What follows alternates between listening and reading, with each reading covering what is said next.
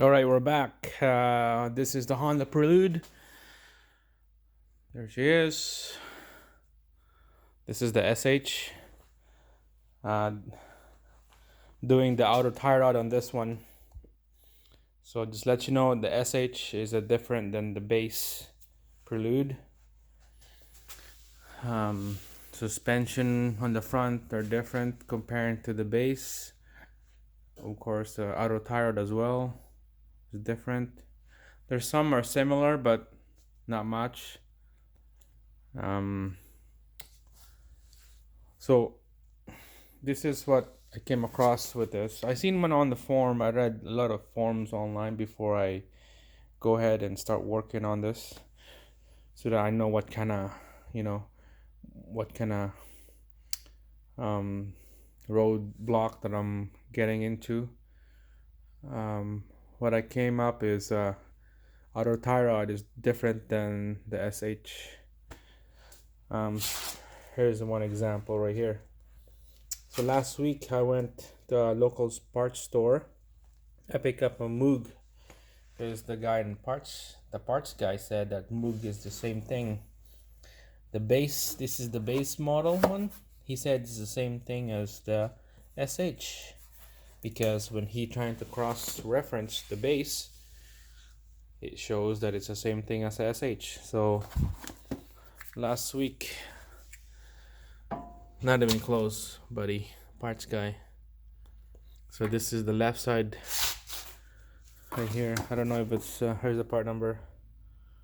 Moog and Dorman. What else is there? Mevutech, I think. Yeah, those are the three I tried, and they always cross-reference to the base model auto tie rod.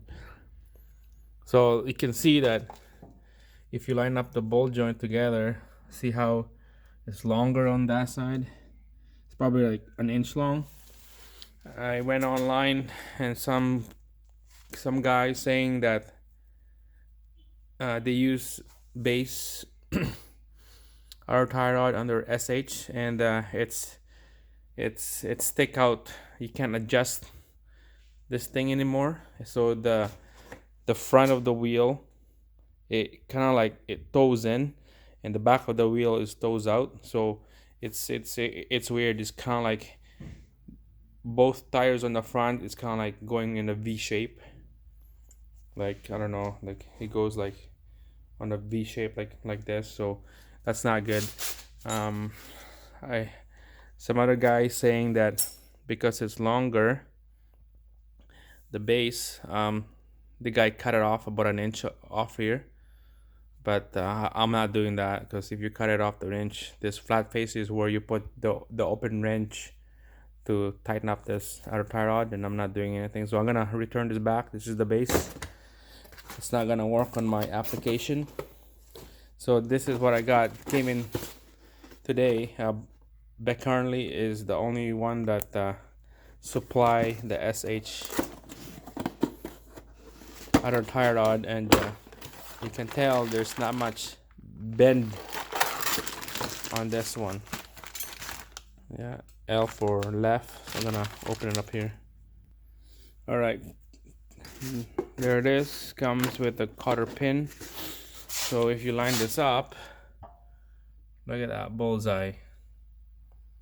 Same bend, same link.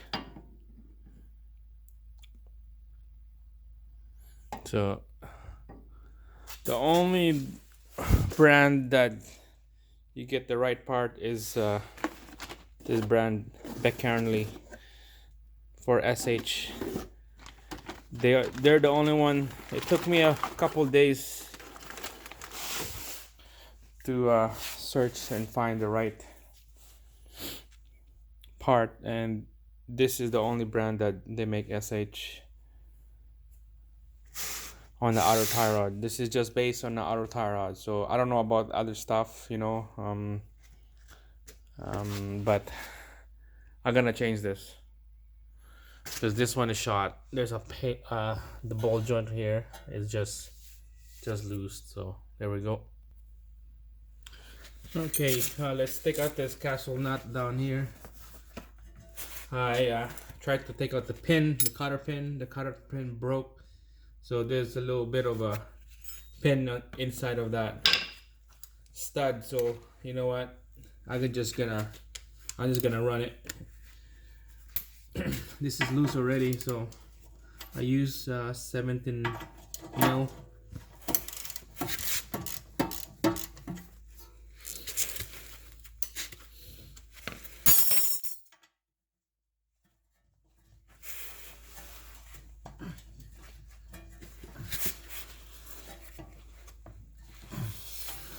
Need the ratchet here.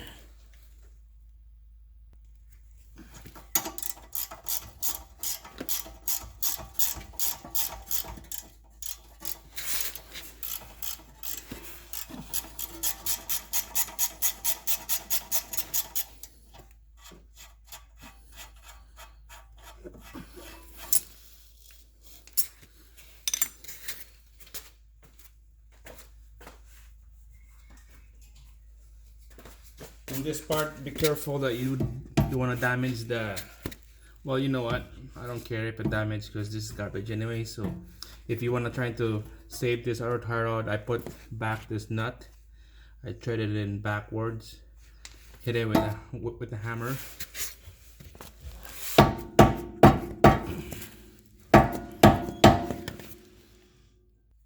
Alright, it's better to work with the wheel.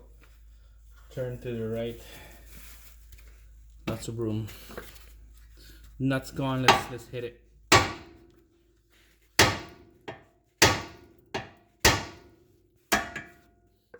Pop that off. She's loose.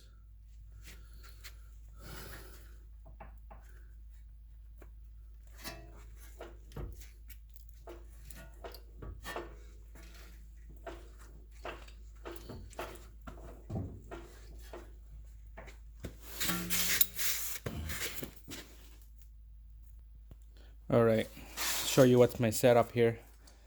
It's just hard to turn this auto tie rod out. There's a jam nut, holds with a 3/4 open wrench.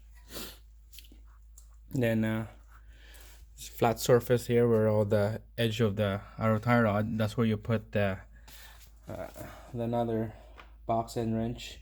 I believe that one is 19. Yeah, 19.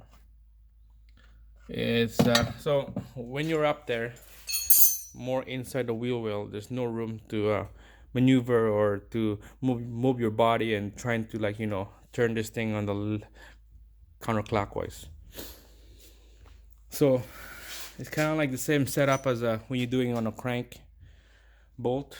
Get that extension jack stand and then just twist this, turn it. So what I do is because I know that this is garbage right here, I just use this a little box end wrench.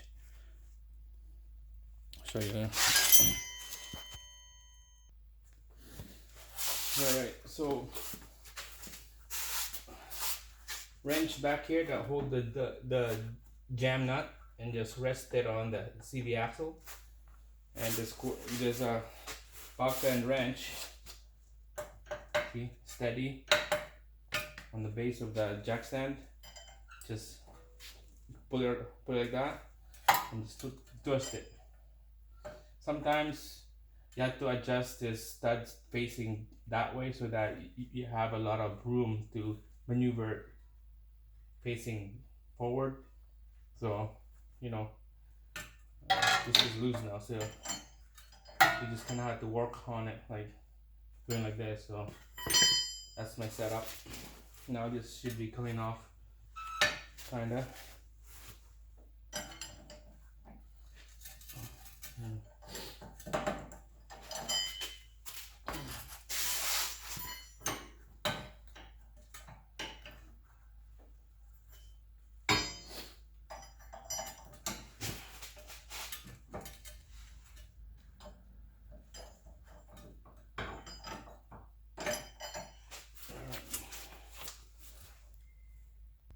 All right, so after you loosen the jam nut, you put a 14 millimeter open wrench on the inner tie rod here,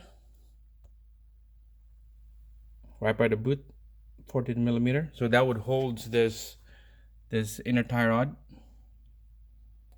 hold it down while we're spinning the outer. The jam nut is loose now, so it's not gonna lock the whole thing in place. It's loose, so we should spin this.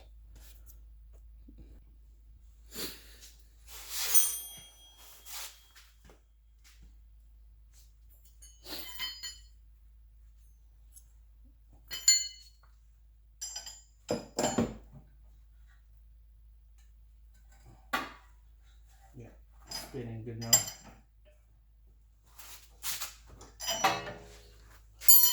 What's good too is I think he put this flat surface right here. Just put like a 12 or 14. Is it 14? Yeah, 12.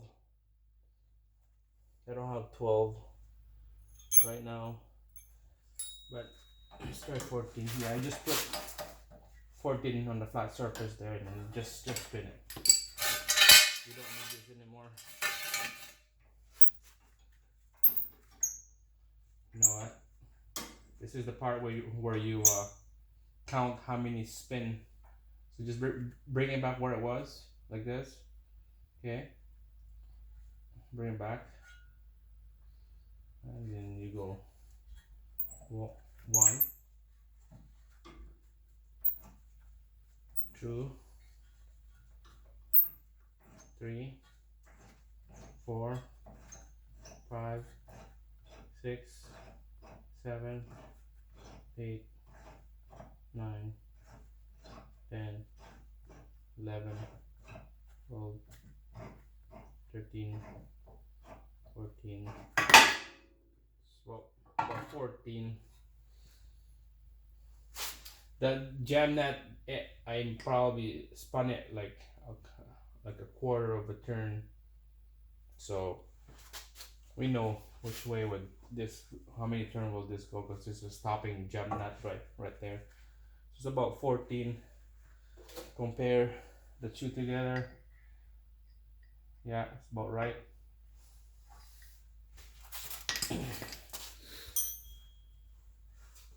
All right, here we go. Mostly I put like a you know, like some kind of lubricant on the thread here, so that next time when adjusting this is pretty easy. Yeah, I just put anti-seize on this thread. So let's put it back. So 1, 2, 3, 4, 5, 6, 7, 8, 9, 10, 11, 12, 13, 14. That's about right. See, there's 15. There's one more. Yeah, let's go 15. This will get, well, wheel alignment anyway, so somebody will adjust this. I'm confident with the 13, 15. Yeah, 15. Okay, so let's clean this knuckle here. Clean it up.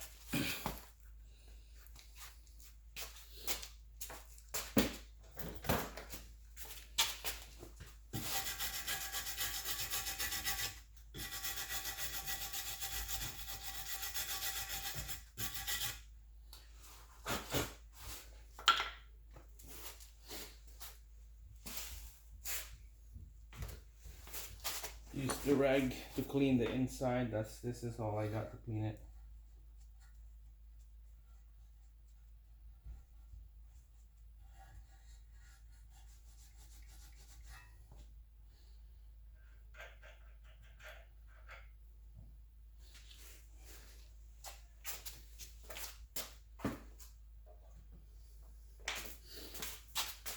So is the anti-seize lubricant.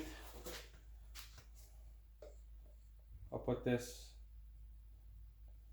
where the bolt joint goes in. So next time when if I'm planning on changing the whole knuckle, the whole hub, the hub bearing, it's easy for me to take that out.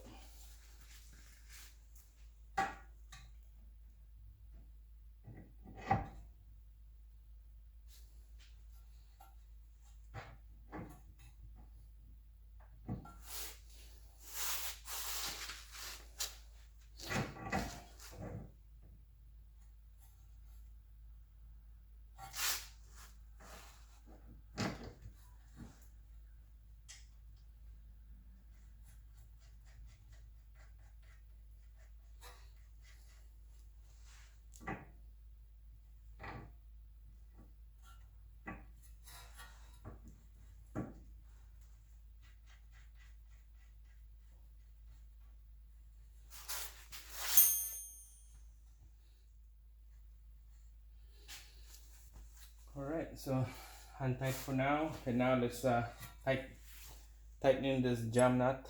14, I believe is 3/4. Yeah.